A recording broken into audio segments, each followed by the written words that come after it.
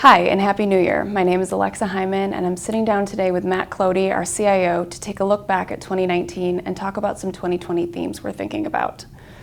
Matt, 2019 was a strong year for performance in all markets. What drove this performance? It was a strong year indeed for most asset classes, fixed income, equities, you more or less name it.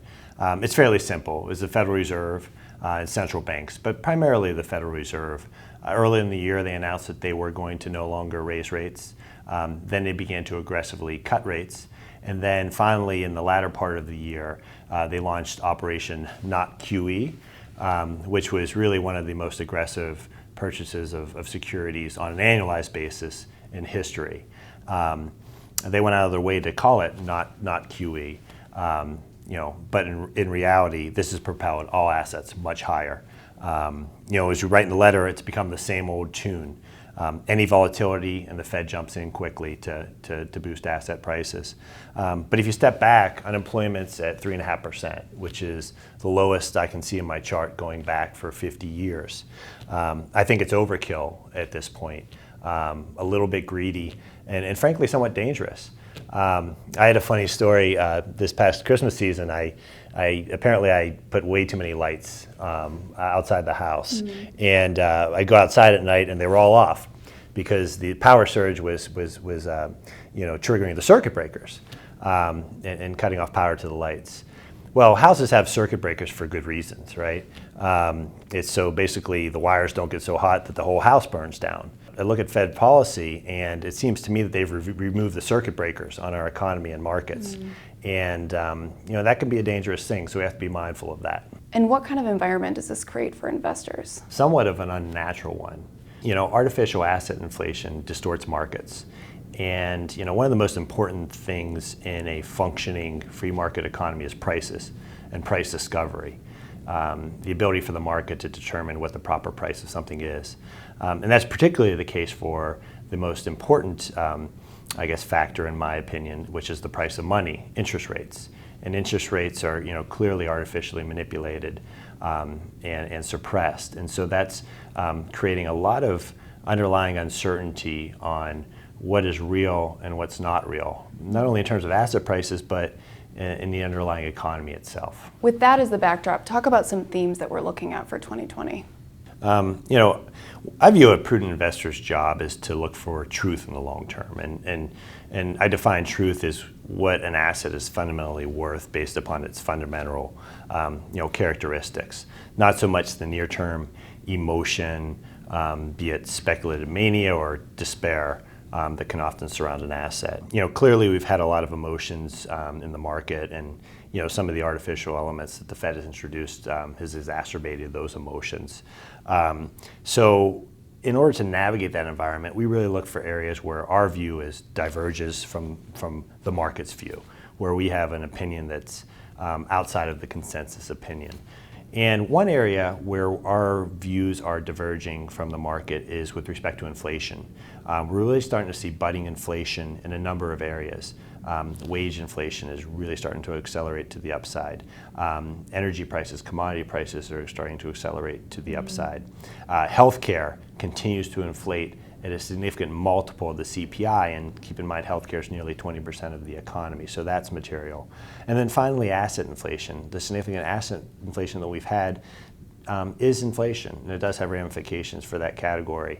So all of these things give us a perspective that inflation could easily surprise to the upside. What are the implications for fixed income? Yeah, so many areas of fixed income appear rich, and long duration assets don't appear to price much, if any, inflation in that we just discussed. Corporate credit has massively expanded over the past decade due to share buybacks, cheap debt, and the proliferation of LBOs. In fact, the amount of BBB debt outstanding has tripled over the past decade, while high yield has expanded as well. If just 10% of BBB debt were downgraded, it would significantly expand the overall high yield market and put significant downward pressure on high yield assets. And we don't see the risk reward being very compelling there right now. We're continually asked, where can we get yield? And we have to remind folks that with higher yields come higher risks. And I think that's particularly important to remind investors at this stage of the cycle. How about equities? Sure. Given pricing distortions and valuations, which are kind of at historical highs in some certain sectors, another theme that we're pursuing is that volatility is likely to increase in 2020, both upward volatility and downward volatility. Markets may be more emotional than they were in 2019, and again with certain sectors trading at peak valuations.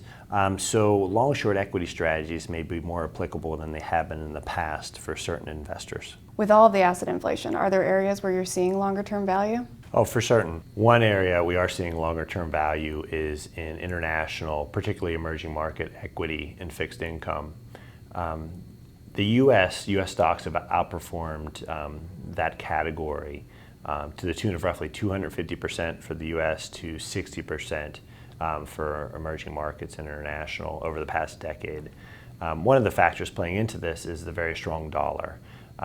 For a number of reasons, which we've written about extensively in the past, and I'd encourage folks to go back and look at those letters, we do not believe the dollar at this level is sustainable, so we see dollar weakness. And we're starting to see some signs of that actually in the markets. The world is becoming more global, and the economic reality is that international, particularly emerging market economies, are comprising a much larger share of global GDP. However, most U.S. investors are underweight significantly those asset classes in comparison to that economic reality. So for investors with a longer term time horizon who can stomach a little more volatility in the near term, valuations are much more compelling and the growth rates are much higher in some of these international economies. Okay. Are you seeing any opportunity in the commodities space? Yes, we believe so. It's been a very disliked sector. In fact, you would think looking at oil and gas stocks that the world no longer runs on hydrocarbons. But the reality is that global economic growth has us consuming more oil and gas than we ever have before. Yet prices have remained relatively weak, particularly over the past 5 years. And the factor behind that is that there's a consensus opinion that U.S. cheap shale oil and gas is endless. We've come across some pretty good contrarian research showing some data that may not necessarily be the case. That when oil prices fell in 2014, oil and gas companies had to high grade their acreage to survive. And so they basically have been harvesting the lowest lying fruit, which is the cheapest to get out of the ground.